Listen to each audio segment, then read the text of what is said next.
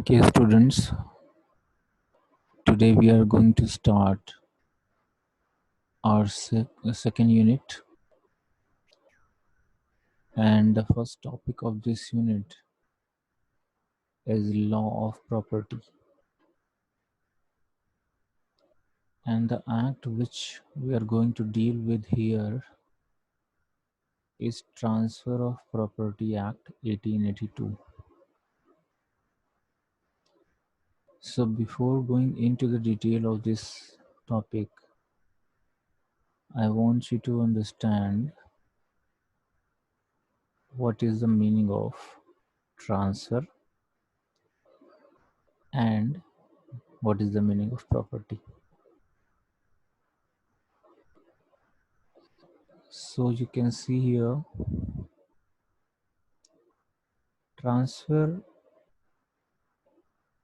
जो हम लोग नॉर्मली जिस तरह से जानते हैं, उसमें इसका यही मतलब है कि कोई एक पर्सन किसी दूसरे पर्सन को कुछ दे रहा है, दैट इज़ कॉल्ड ट्रांसफ़र.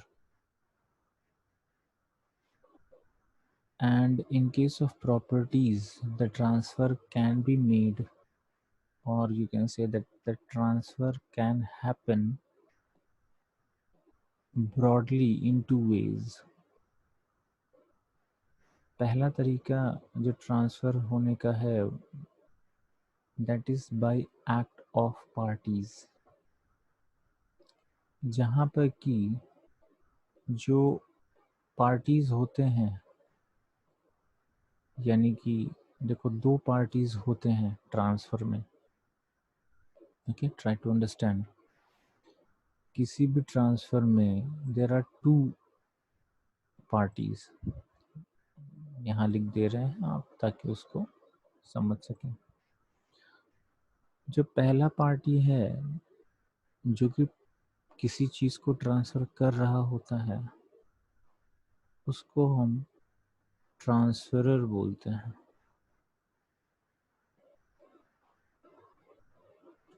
और जो सेकंड पर्सन होगा यहाँ पर, जिसके फेवर में ट्रांसफ़र किया जा रहा है या जिसको कोई चीज़ दी जा रही है ट्रांसफ़र करके, वो ट्रांसफरी कहलाएगा. Okay, transferee. So these are the two terms. इनको याद रखेंगे, आगे फिर से भी ये टर्म आएंगे. ट्रांसफरर वो पर्सन जो ट्रांसफ़र कर रहा है, और ट्रांसफरी वो जिसको कोई चीज़ ट्रांसफ़र की जा रही है. ठीक है. अब देखिए, हम कह रहे हैं, हम लोग पढ़ रहे थे कि ट्रांसफ़र ब्रॉडली दो तरीके से होता है, जिसमें एक ये है कि जहाँ पर पार्टीज़ का मतलब ट्रांसफरर और ट्रांसफरी के एक्ट के द्वारा होता है, यानी उनके वो एक्शन लेते हैं, उसके कंसिक्वेंस में पार्टी ये जो प्रॉपर्टी है वो ट्रांसफ़र हो जाती है. अब ये एक्ट ऑफ पार्टीज़ के तरीके से भी दो वे में हो सकता है ट्रांसफ़र, यानी कि जहाँ पर पार्टीज़ एक्शन ले रही हों ट्रांसफ़र करने के लिए, वहाँ पर दो तरीके से हो सकता है. जैसे पहला है बाय विल. मान लीजिए कि जो ट्रांसफरर है उसने एक विल बनाई, वो एक्शन ले रहा है ना, एक्ट कर रहा है, पार्टी एक्ट कर रही है. यहाँ पर उसने क्या किया, एक विल बनाई. सपोज कि एक्स को ट्रांसफ़र करना है अपनी प्रॉपर्टी को, वो वाई को देना चाहता है. तो एक्स ने क्या किया, एक विल तैयार करवाई और उसको उसमें ये लिखवाया कि मेरी प्रॉपर्टीज़ मेरे डेथ के बाद वाई की हो जाए. ये बाय विल है, इसको हम कहते हैं विल. विल का मतलब हिंदी में हम बोलते हैं इसको वसीयत बनवाना.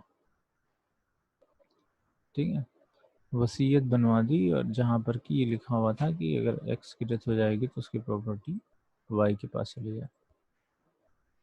ओके, ये लेकिन ये जो कैटेगरी का ट्रांसफ़र है, वो ट्रांसफ़र ऑफ प्रॉपर्टी एक्ट जो हमें पढ़ना है उसमें कवर नहीं होता, ये सक्सेशन एक्ट के अंदर कवर होता है। सक्सेशन एक्ट में जैसे कि आपने पिछले क्लास में पढ़ा भी हुआ है, सक्सेशन एक्ट में जैसे हिंदू सक्सेशन एक्ट होता है, ठीक है, Hindu succession act, Indian succession act होता है। इन एक्ट्स के अंदर इसको कवर किया जाता है। ये एग्जाम्पल है, इनके अंदर ये बातें लिखी होती हैं कि अगर विल से ट्रांसफ़र किया जाएगा तो कैसे वो होना चाहिए और उसके क्या कॉन्सिक्वेंसेस होंगे, क्या फॉर्मेलिटीज़ होंगी, ये सब सक्सेशन एक्ट में लिखा होता है। हम जो एक्ट पढ़ रहे हैं ट्रांसफ़र ऑफ प्रॉपर्टी, उसमें ये विल का ट्रांसफ़र जो है वो नहीं कवर होता। दूसरा, बाय एक्ट ऑफ पार्टी में जो हमें देखना है that is by living persons. यही वाला जो तरीका है जो हम इसमें पढ़ रहे हैं यही हमारे एक्ट में कवर होता है। यस, जहाँ पर दो लिविंग पर्सन्स आपस में कॉन्ट्रैक्ट करके कोई इंस्ट्रूमेंट एग्जीक्यूट करके, इंस्ट्रूमेंट का मतलब एक रिटन डॉक्यूमेंट एग्जीक्यूट करके, एग्जीक्यूट करने का मतलब उस पर साइन करके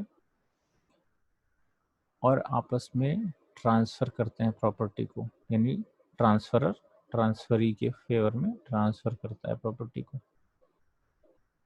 तो उसको ट्रांसफ़र ऑफ प्रॉपर्टी एक्ट के अंदर कवर किया जाता है। जी, कवर होता है। ऐसे ट्रांसफ़र को लीगल टर्म्स में बोलते हैं inter vivos transfer. Means the transfer between two living persons is termed as inter vivos transfer and it is covered under the Act, Transfer of Property Act 1882। अच्छा, एक और तरह का ट्रांसफ़र भी लिखा हुआ है, इसको भी देख लीजिए। बाय ऑपरेशन ऑफ लॉ, यानी जहाँ पर पार्टीज एक्शन नहीं ले रही होती हैं बल्कि कोर्ट के ऑर्डर के ज़रिए, कोर्ट की ऑर्डर की वजह से प्रॉपर्टी एक पर्सन से दूसरे पर्सन को ट्रांसफ़र हो जाती है, उसको हम कहेंगे bye operation of law transfer हो गया। इसका एग्जांपल ऐसे समझ सकते हैं कि मान लीजिए कि दो लोग हैं, पी और आर। पी जो है ये हस्बैंड है, आर जो है वो वाइफ है। पी के पास दो प्रॉपर्टीज हैं, दो हाउसेस हैं, यू कैन से, ठीक है, एक्स और वाई, दो हाउसेस हैं इसके। आर और पी का हो जाता है डिवोर्स, कोर्ट डिवोर्स की डिक्री इशू कर देती है, डिवोर्स का ऑर्डर दे देता है और साथ में ये ऑर्डर देता है कि पी अपनी एक प्रॉपर्टी आर के फेवर में ट्रांसफ़र कर दे, सपोज। तो यहाँ पर जो ट्रांसफ़र हो रहा है वो बाय ऑर्डर ऑफ कोर्ट हो रहा है। ऐसे ट्रांसफ़र को हम कहेंगे bye operation of law transfer हो गया, ठीक है। तो अभी तक ट्रांसफ़र में हमने पढ़ा कि ट्रांसफ़र का मतलब किसी एक पर्सन से दूसरे पर्सन में प्रॉपर्टी को दिया जाना, वो ट्रांसफ़र होता है।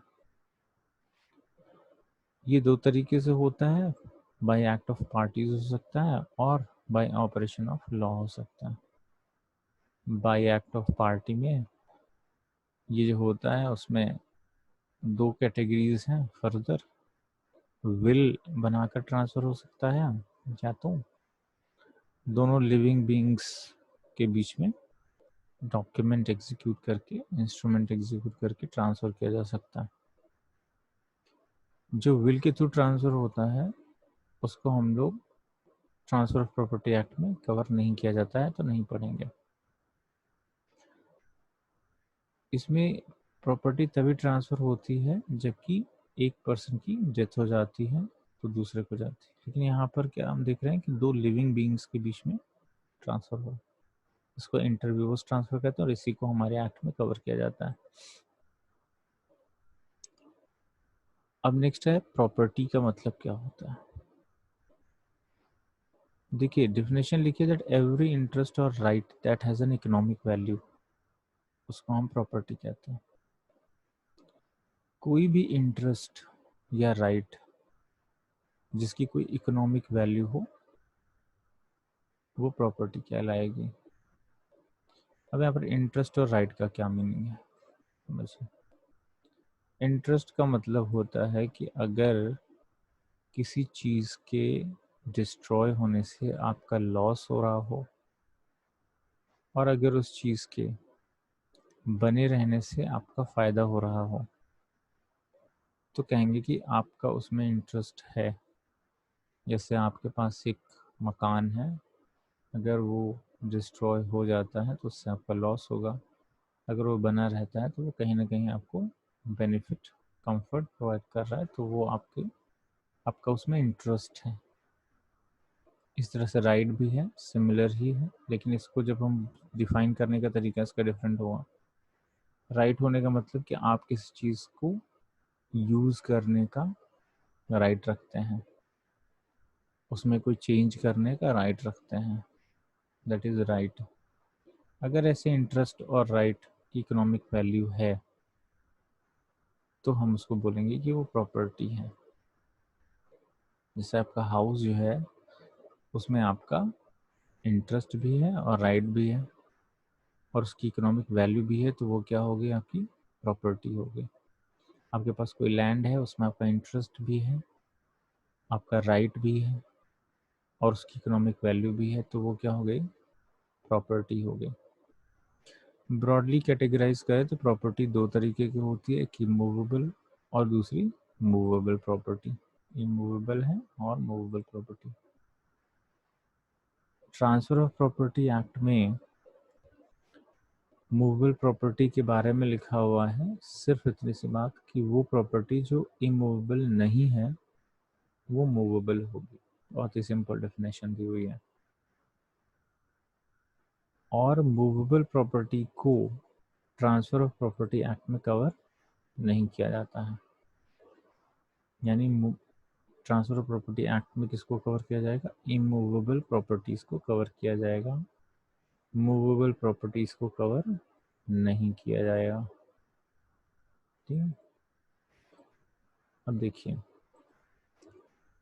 जो मूवेबल प्रॉपर्टी है वो किस में कवर की जाएगी, फिर उसके लिए एक्ट है sales of goods act, SOG act लिखा हुआ है ना, इसका मतलब है सेल्स ऑफ गुड्स एक्ट।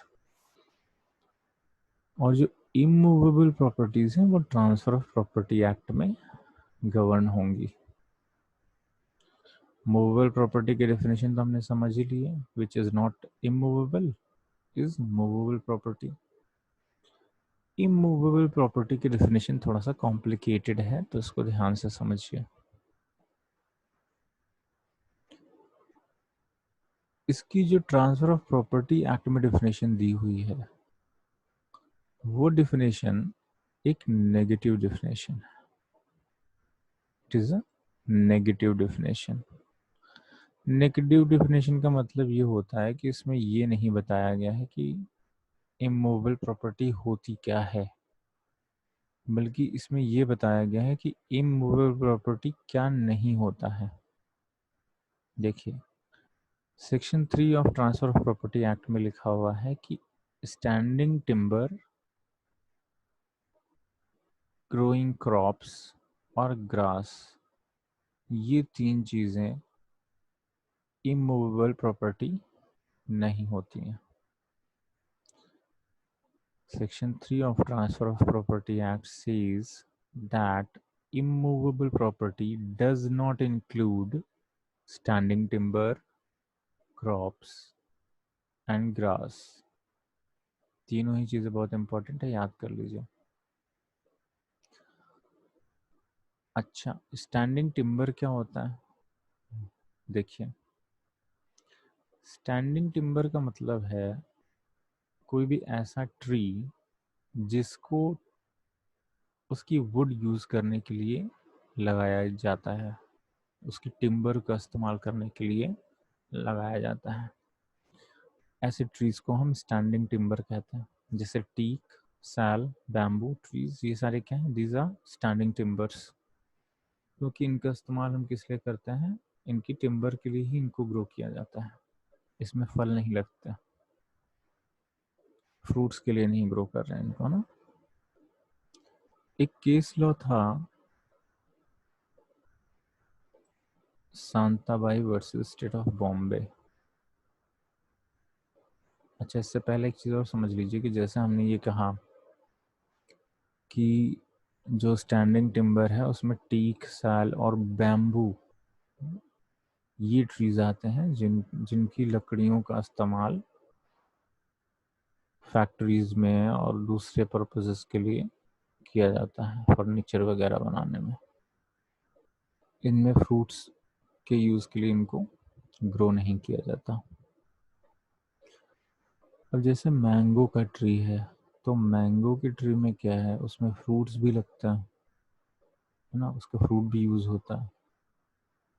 और जो उसकी वुड्स हैं, टिम्बर है, उसका भी इस्तेमाल होता है फर्नीचर्स वगैरह बनाने में, डोर बनाने में, बहुत सी जगहों पर। तो क्या वो स्टैंडिंग टिम्बर होगा कि नहीं होगा? ठीक है, ऐसा ही question Shantabai versus state of Bombay के केस में आया था कोर्ट के सामने। तो कोर्ट ने अपना जजमेंट देते वक्त ये कहा कि आपको इंटेंशन को फॉलो करना है। यानी कि अगर आपको बताना है कि कोई ट्री जो है वो मूवेबल की कैटेगरी में आएगा कि इमूवेबल की, जैसे हम ऊपर पढ़ रहे हैं, तो जो टीक, साल और बैम्बू के ट्री हैं ये स्टैंडिंग टिम्बर है। और हमने पढ़ा है कि स्टैंडिंग टिम्बर इमूवेबल नहीं होते, मतलब ये मूवेबल है। ठीक है, इनको लगाने का मकसद सिर्फ ये है कि इसको बाद में काट करके मूव करके दूसरी जगह ले जाया जाएगा और वहाँ पर उसको इस्तेमाल किया जाएगा कुछ चीज़ों को प्रोड्यूस करने के लिए। इसको वहीं लगे देने रहने के लिए नहीं लगाया जा रहा है कि ये ट्री वहीं लगा रहेगा हमेशा। तो यही बात सुप्रीम कोर्ट ने कही कि हमें इंटेंशन फॉलो करना है। इनमें तो इंटेंशन क्लियर है कि इनमें फ्रूट्स तो लगते नहीं है, तो इनको ये मूवेबल की कैटेगरी में आएंगे, इमूवेबल नहीं होंगे। और ऐसा ही सेक्शन 3 भी कह रहा है। अब मैंगो ट्री के बारे में क्या कहा जाए, क्योंकि उसको लगाने का इंटेंशन दोनों हो सकता है ना। उसमें फ्रूट्स भी रीप कर सकते हैं हम, फ्रूट्स भी लगते हैं, और उसकी टिम्बर का भी यूज़ कर सकते हैं। तो सुप्रीम कोर्ट ने कहा कि अगर इंटेंशन फ्रूट्स रीप करने का है तब तो वो इमूवेबल कहलाएगा। मतलब ट्री इमूवेबल है, उसके फ्रूट्स को निकाल के तोड़ करके और हम मूव करा रहे हैं, तो ट्री क्या हो गया? इमूवेबल हो गया। लेकिन अगर इंटेंशन है कि हम उसको काट करके और उसके टिम्बर का इस्तेमाल करेंगे,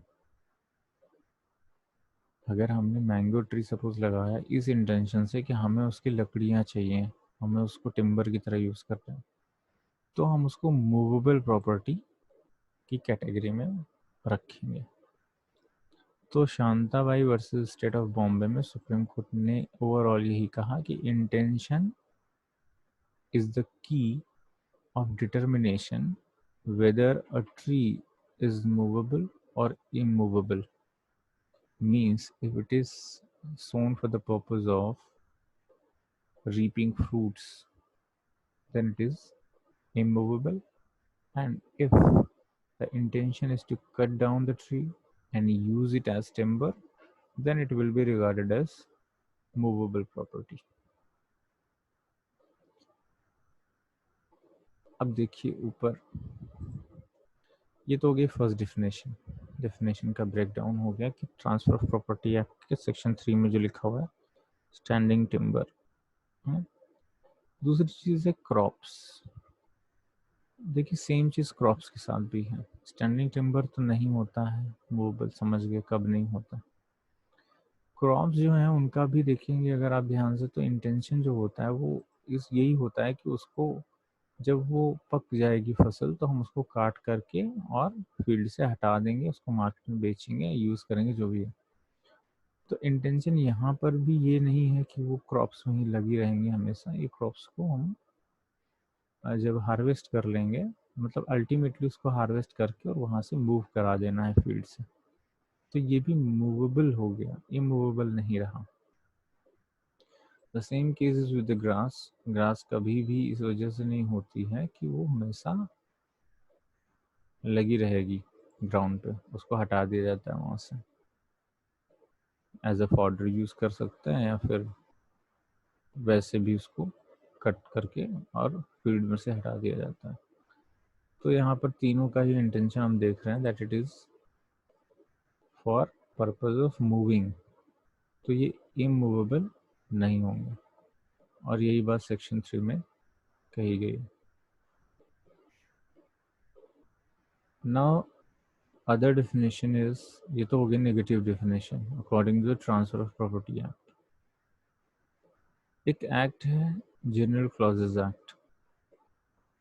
जब कहीं पर किसी डेफिनेशन में कंफ्यूजन होता है तो हम जनरल क्लॉजेज एक्ट के डेफिनेशन को भी इस्तेमाल कर सकते हैं।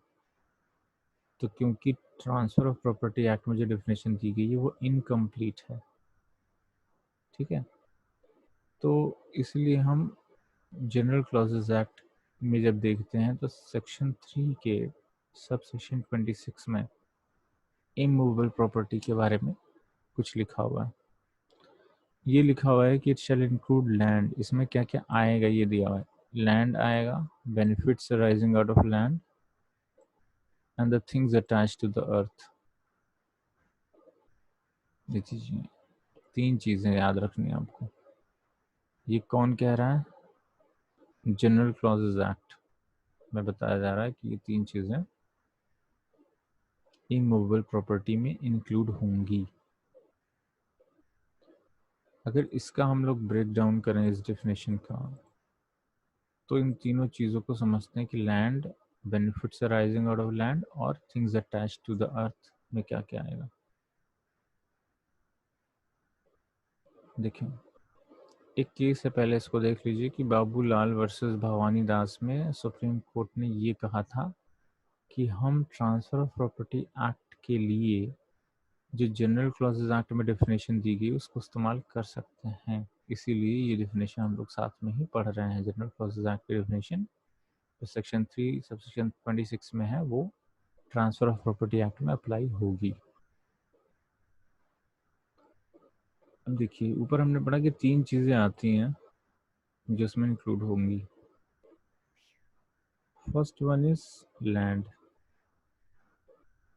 देखो लैंड में लिखा हुआ है कि एवरीथिंग, इसमें क्या क्या है? Everything which is upon the surface of the land, under the surface of the land and above the surface of the land. सारी चीज़ें जो सरफेस के ऊपर हैं, सरफेस के अंदर हैं, ठीक है, और सरफेस के अबव है, मतलब जो स्पेस है, अपर स्पेस है, उसमें जो भी चीज़ें हैं वो सब कुछ लैंड में इंक्लूड होगा। अपॉन द सरफेस में जैसे क्या क्या हो सकता है? सपोज कि सॉइल जो भी उसके ऊपर है, सॉइल हो गई, मड हो गया, है ना, ये सारी चीज़ें क्या होंगी? Upon the surface of the earth होंगी। तो ये क्या है? ये इंक्लूडेड है लैंड में, ये इमूवेबल की कैटेगरी में आ गई, क्योंकि upon the surface of the earth जो भी होता है वो लैंड होता है, ये लैंड के पार्ट हैं। दूसरा है under the surface of the earth. Under the surface of the earth पे जैसे मिनरल्स होते हैं, जो अर्थ के नीचे मिनरल्स हो सकते हैं ना, तो उसके अंदर जो मिनरल्स वगैरह हैं या और जो भी चीज़ें अर्थ के नीचे होंगी वो सब लैंड का ही पार्ट माने जाएंगे और ये भी क्या है? इमूवेबल हो जाएंगे।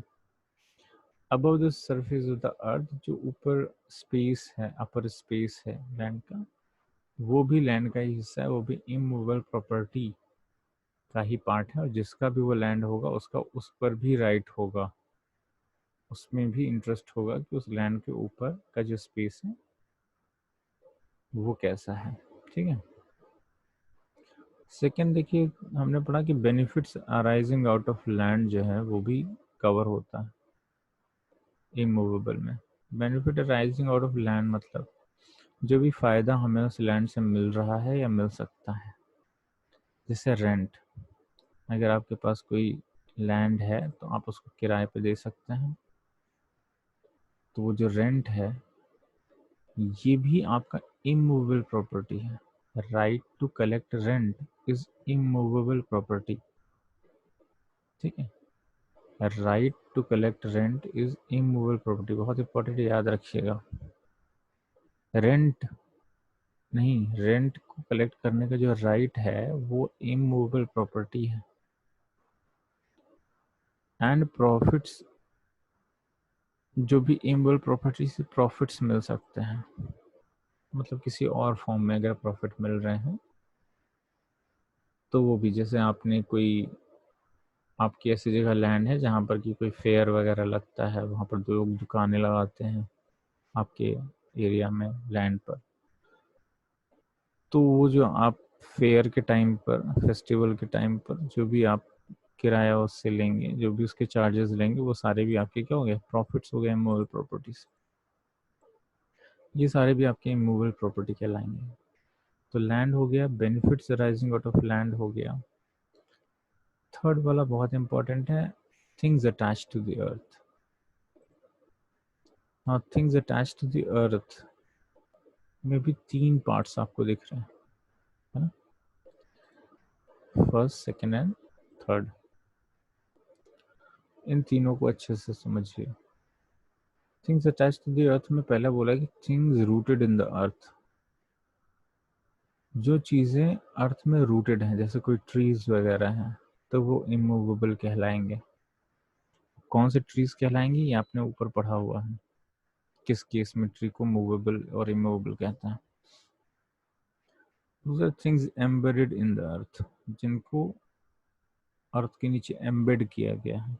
एम्बेड किया गया है मतलब इंस्टॉल किया गया है। जैसे जब घर बनता है तो वॉल्स जो होती हैं, मकान की जो दीवारें होती हैं, वो अर्थ के नीचे नींव डाल करके और उसमें एम्बेड की जाती हैं, तो वो क्या हो गई आपकी वॉल्स, क्या हो गई, they are immovable property because they are attached to the earth.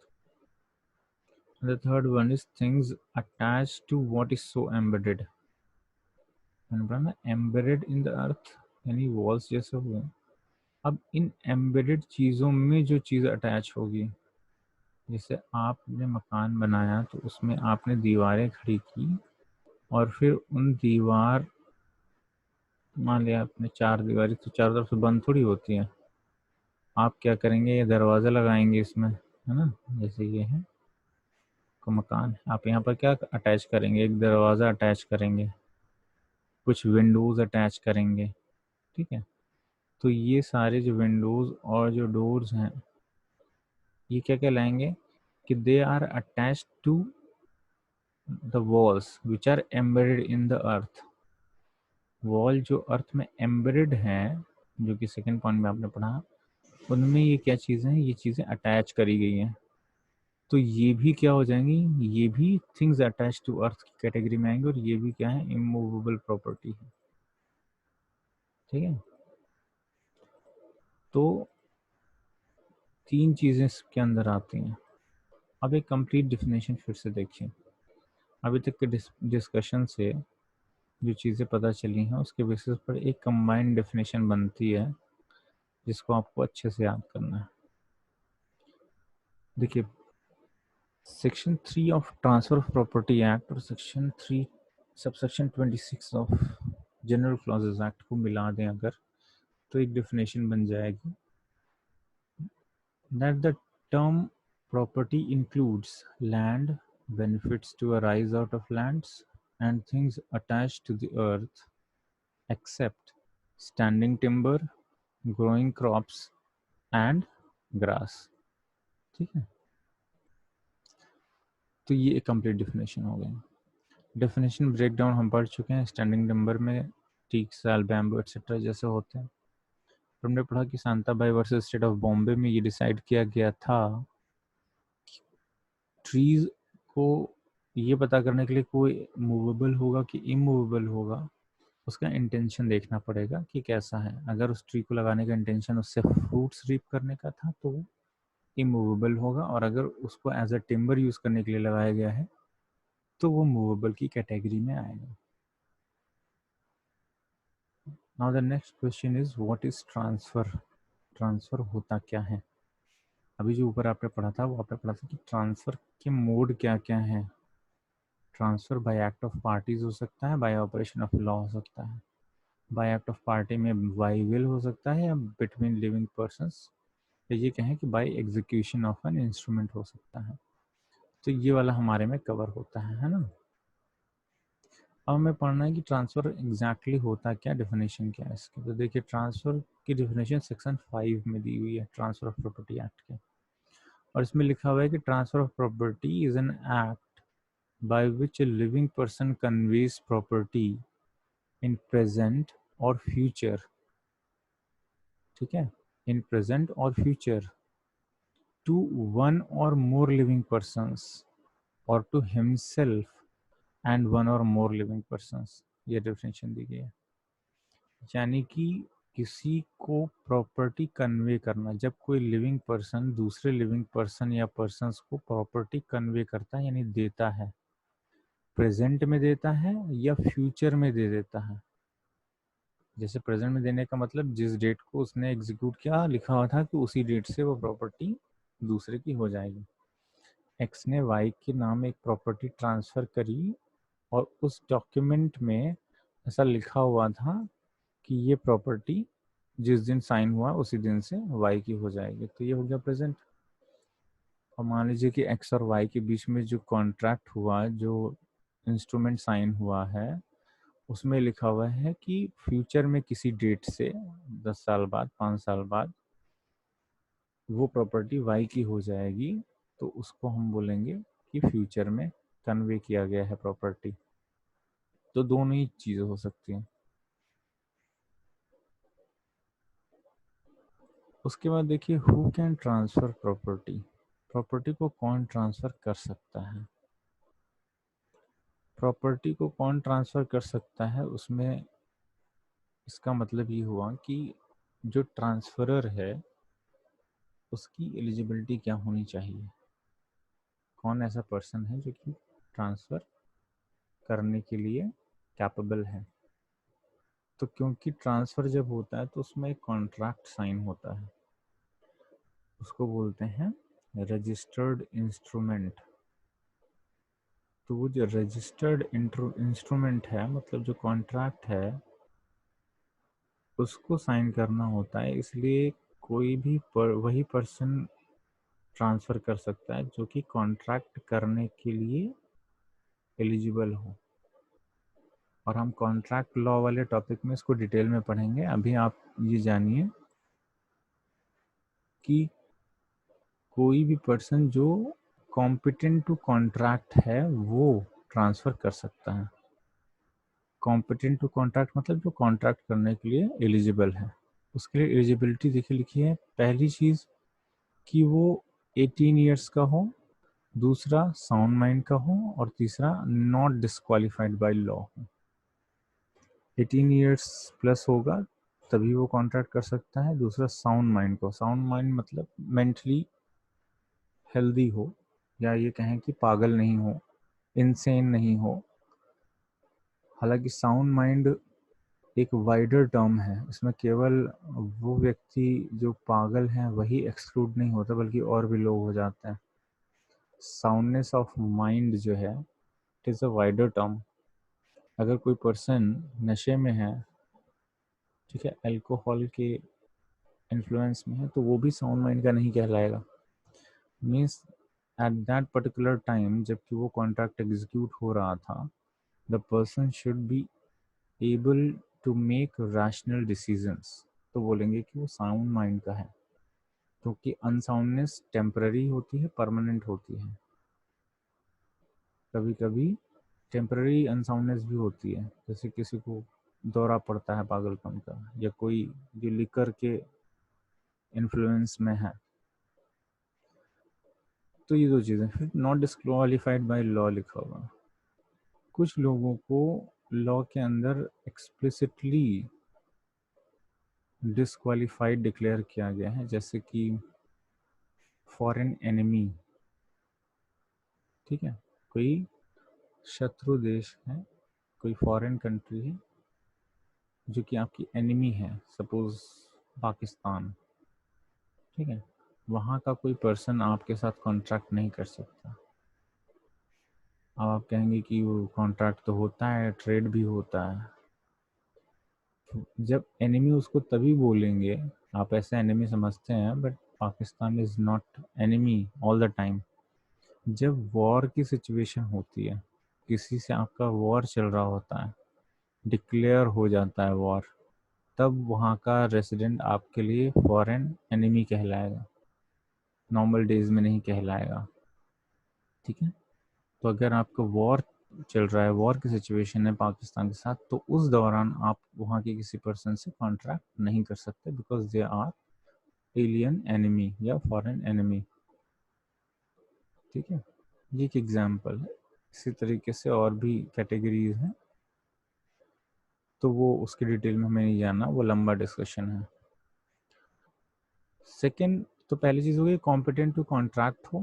Competent to contract का मतलब 18 ईयर्स से ज़्यादा होना चाहिए, 18 ईयर्स कंप्लीट कर चुका हो एटलीस्ट, साउंड माइंड का हो, और डिस्क्वालीफाइड ना हो लॉ में, डिस्क्वालीफाइड डिक्लेयर ना किया गया। दूसरा, authorise to dispose of property, means a person who has been authorise to dispose of property. Dispose of means transfer property कह सकते हैं आप, जिसको ऑथराइजेशन मिला हो। या अब जिस ऑथराइज तभी होगा, दो चीज़ें हो सकती है, या तो वो ओनर ऑफ द प्रॉपर्टी हो, और या फिर उसको अलग से ऑथराइज किया हो, जैसे पावर ऑफ अटर्नी ट्रांसफ़र कर दी गई हो कि वो ट्रांसफ़र कर सके। तो ऐसे केसेस में हम कहेंगे कि वो ऑथराइज्ड पर्सन है। जब ऑथराइज्ड होगा तभी वो ट्रांसफ़र कर सकता है। तो ये दो चीज़ें होनी चाहिए। तो इसका आंसर आपको मिल गया, who can transfer property. Next is mode of transfer. देखिए, मोड ऑफ ट्रांसफ़र में कुछ बातें लिखी हैं, ध्यान से देख लीजिए। अगर किसी प्रॉपर्टी की वैल्यू, हम इमूवेबल प्रॉपर्टीज़ के बारे में पढ़ा ना, ट्रांसफ़र ऑफ प्रॉपर्टी एक्ट किससे डील करता है? इमूवेबल प्रॉपर्टी से। तो इस बात को ध्यान रख करके ही इसको करिएगा। देखिए, अगर किसी प्रॉपर्टी की वैल्यू 100 रुपीज़ से ज़्यादा है, तो उसको एक रजिस्टर्ड इंस्ट्रूमेंट के थ्रू ही ट्रांसफ़र करना पड़ेगा। रजिस्टर्ड इंस्ट्रूमेंट क्या होता है?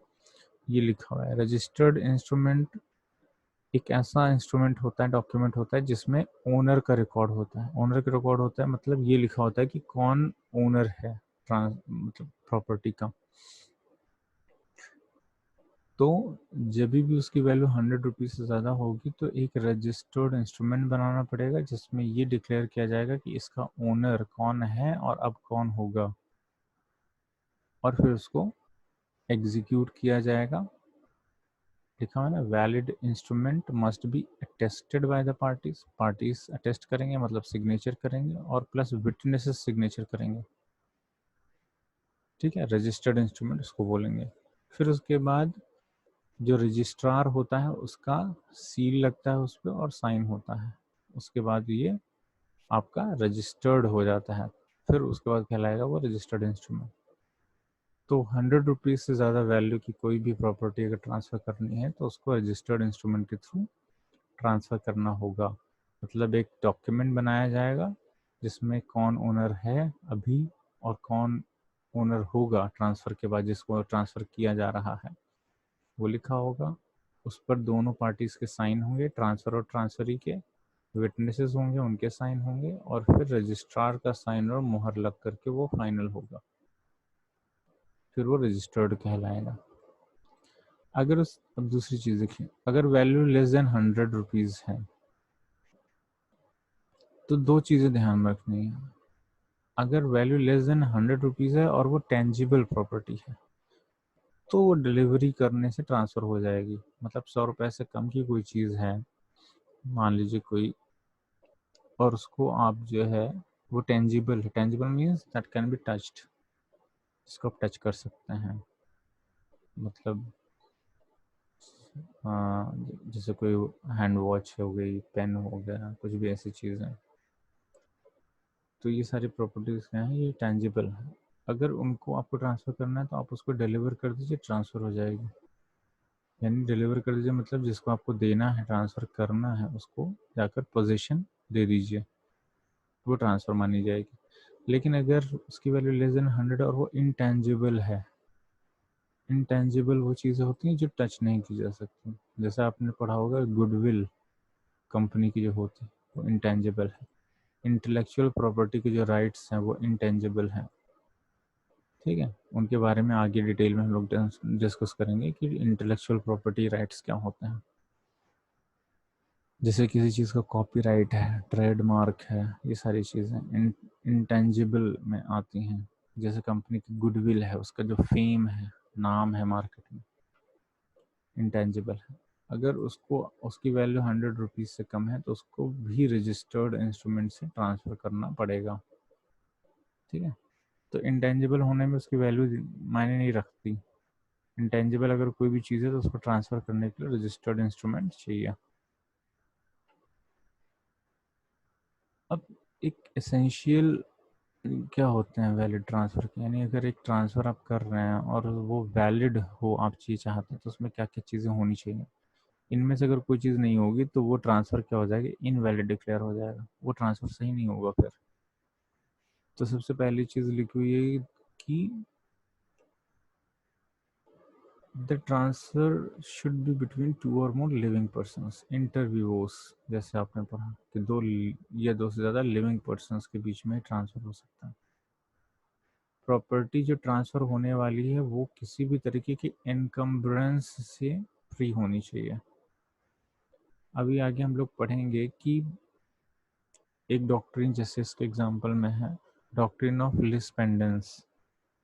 उसमें ये होता है कि कोई भी प्रॉपर्टी पर अगर मान लीजिए केस चल रहा है कोर्ट में, तो उस समय उसको ट्रांसफ़र नहीं किया जा सकता। तो वो क्या हो गया है कि एनकम्बरेंस का एग्जांपल हो गया, रुकावट। एनकम्बरेंस मतलब होता है ऑब्स्टिकल, रुकावट। तो एक रुकावट है, तो उसमें लीगली उसको ट्रांसफ़र नहीं किया जा सकता ऐसी प्रॉपर्टी को जिसमें कि पेंडिंग केस चल रहा है। यानी कि प्रॉपर्टी में कोई भी इनकम्बरेंस नहीं होना चाहिए। ऐसे और भी इनकम्बरेंसेस हैं। Property should be transferable. Property ऐसी हो जो ट्रांसफरेबल हो। सेक्शन 6 में ट्रांसफ़र ऑफ प्रॉपर्टी एक्ट के कुछ ऐसे चीज़ें दी हैं, कुछ ऐसे राइट्स दिए हुए हैं, कुछ ऐसे प्रॉपर्टीज़ दिए हुए हैं जो कि ट्रांसफ़र नहीं किए जा सकता। तो वो उसके एक्सेप्शन है, वो तो ट्रांसफ़र नहीं होते। इसलिए लिखा हुआ है कि प्रॉपर्टी होनी चाहिए जो ट्रांसफरेबल हो, मतलब सेक्शन 6 में नहीं आती हो।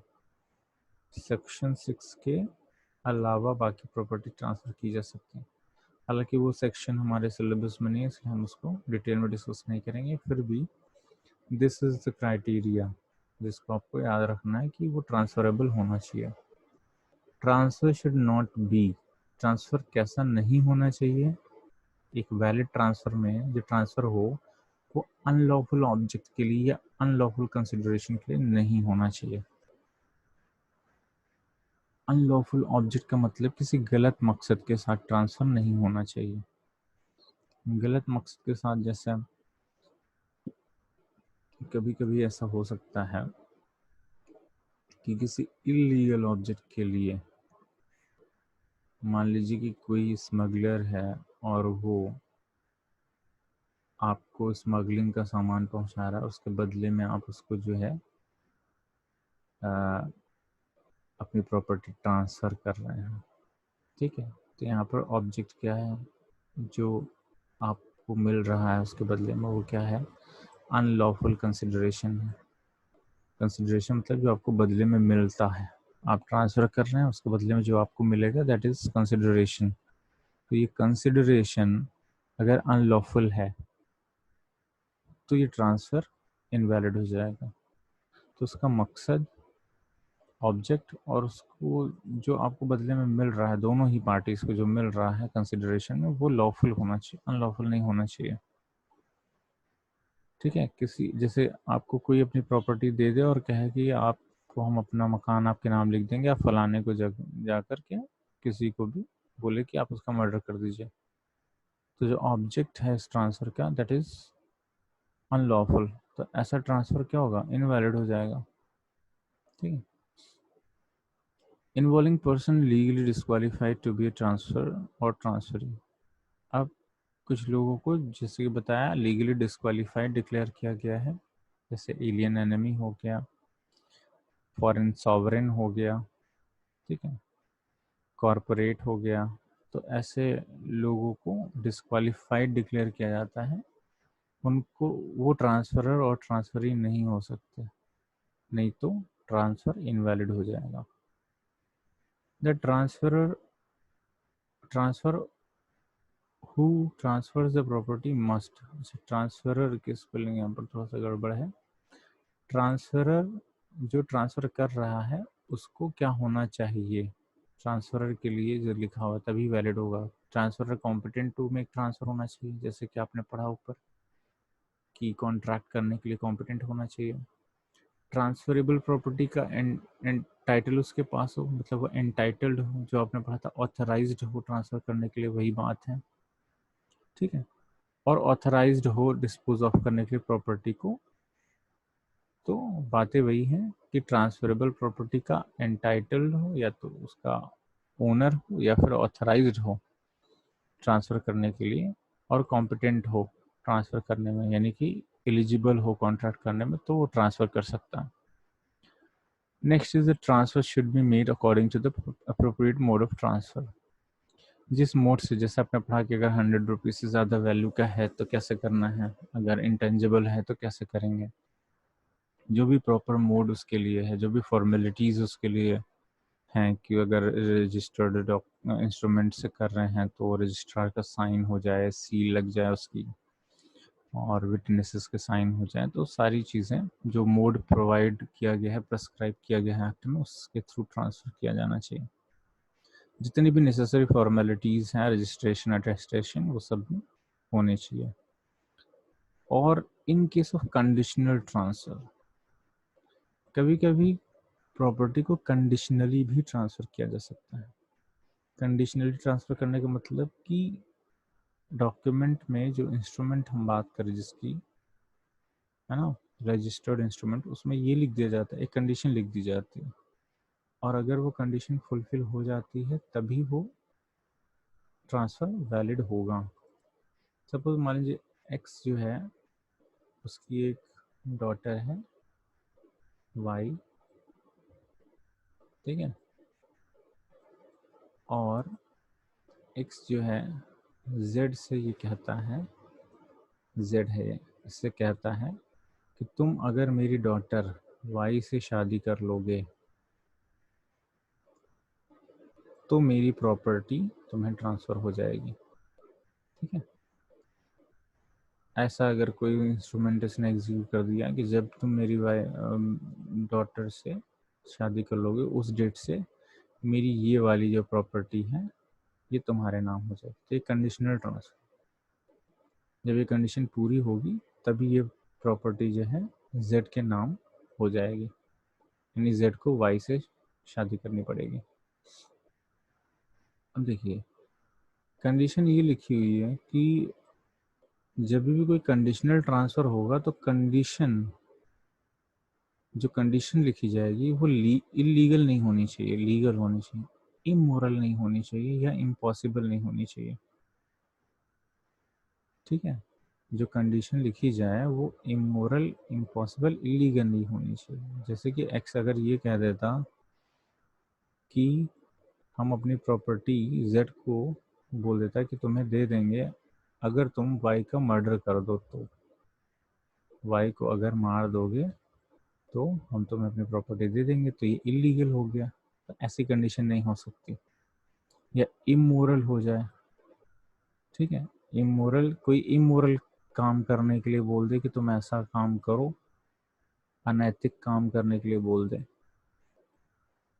और कहे कि तुम ऐसा काम करो तो हम तुम्हें अपनी प्रॉपर्टी दे देंगे, ठीक है, तो ये भी वैलिड नहीं होगा। या इम्पॉसिबल काम हो कि भाई एक्स ने कहा जेड से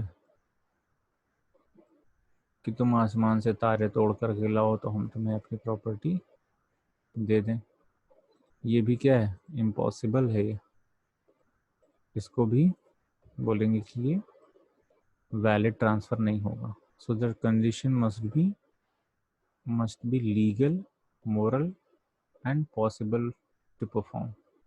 इम्पॉसिबल, इमोरल और इलीगल नहीं होना चाहिए। That's it for this lecture. इसको